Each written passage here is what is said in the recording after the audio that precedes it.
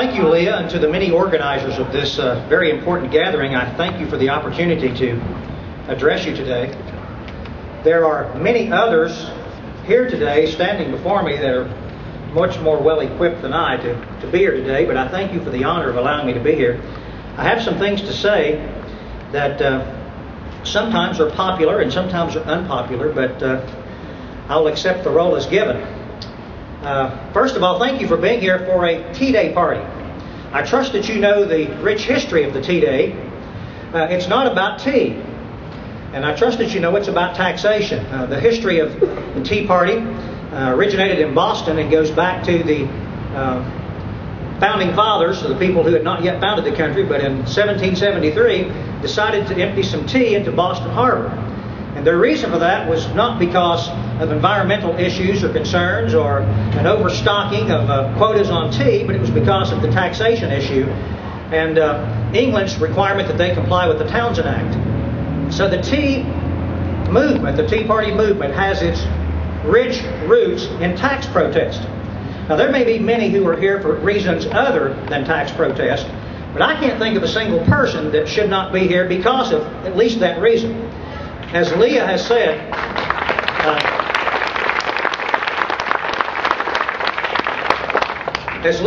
we are in a terrible, terrible financial crisis. Much of it self-inflicted. And she mentioned the tremendous debts that we have, but some recent information that I've gotten says that the debt is not just measured by what we currently have, that we spend more than we take in, but we need to look at some unfunded mandates. By the time one considers Social Security, by the time that one considers Medicare, Medicaid, and all of those other factors, the expected national debt over the next 10 to 15 to 20 years will exceed $100 million, $100 trillion on its current course. That, folks, is mind-boggling. I want to give an example to you that will help you grasp these figures. There are many examples about the size of these large numbers that we hear, but the best that I have heard has to do with understanding 1 billion.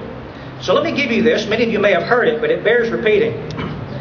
If you were to count to 1 billion and count one number per second, that is 1, 2, 3, 4, 5. You get the idea. That's about as far as I can go. As an attorney, I stop at about 5.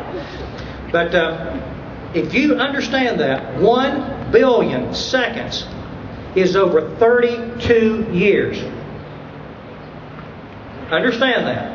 That is to say, there is no person over 18 here today that can count to 1 billion during their lifetime if they wanted to sleep and eat.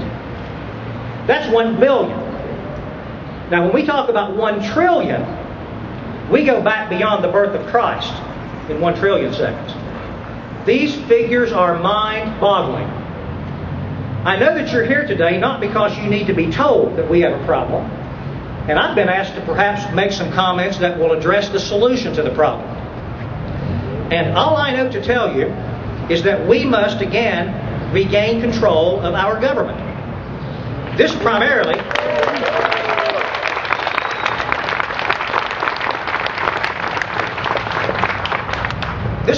needs to take place on the federal level, but I see some state officials and some county officials here too, and I just want to go on record as saying that you will hear from me too, on the state level and the local level, if I feel that we are making unwise expenditures. Government has limitations.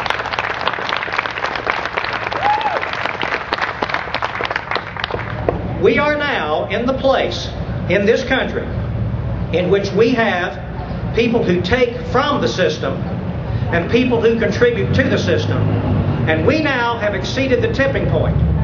We now have more takers than givers to the system. And that will fall flat on its face. Now, economists and historians have a word that's slung around, and this word has been given a fairly precise definition and meaning now. The word is socialism.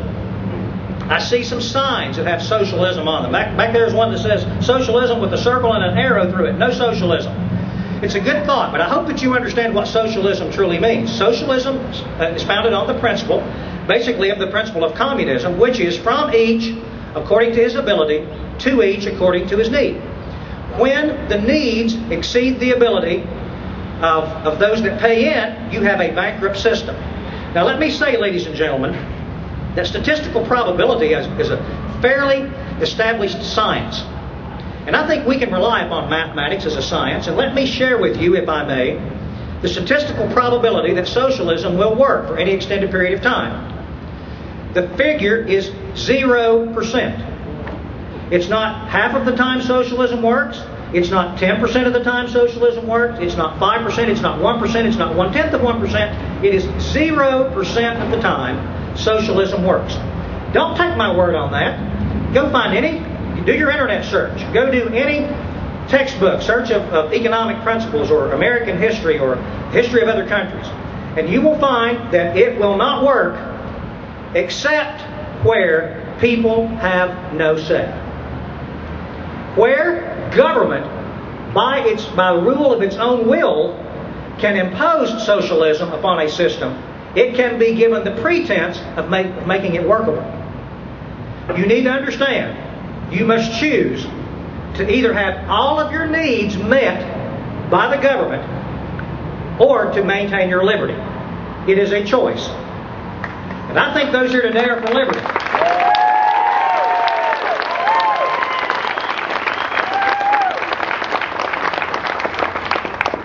Now what that means to us, ladies and gentlemen, is that we must understand government can't fix everything. There are some things that may just happen that are bad, and we may be stuck with them. Right now there's a serious debate about health care. Let me tell you, health care, government health care will not work. It will not work. Now,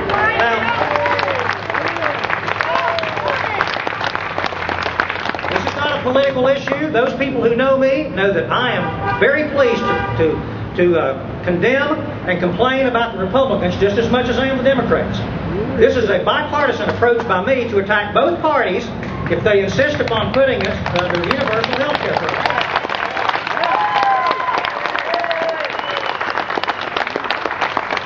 What this means is that we as citizens must accept that some bad things will happen. Someone will make decisions. Under liberty, citizens, individuals make decisions. They take risks. They make gambles. They are responsible for their own savings. They are responsible for their own retirement. They are responsible for their own doctors and their own schooling. Oh, there's a sensitive issue. They're responsible for their own schooling and the education of their own children. Under government control, government takes responsibility for all those things. Now, let me ask you to choose. You must choose. It's either liberty or it's government. Someone will decide. Give me liberty and give me death. Patrick Henry is here.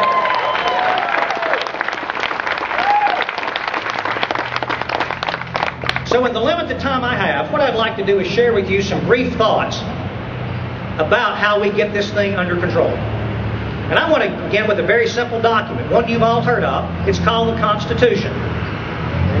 Now, there are volumes and volumes of books of law about the Constitution, but I'm not here today to talk about what judges have said about the Constitution. Today I want to tell you what the Constitution says. Now, Pastor Greene was here. I appreciate Pastor Greene of the First Baptist Church giving our invocation, making some good remarks. And I suspect the people over at the First Baptist Church would get a little disappointed with him if he came in and read the commentary on the Bible every Sunday and wanted to teach from commentaries rather than teaching from the source. Well, when you go to constitutional law, you are reading commentary on the Constitution. Today I want to give you the Constitution. We're going to go to the source.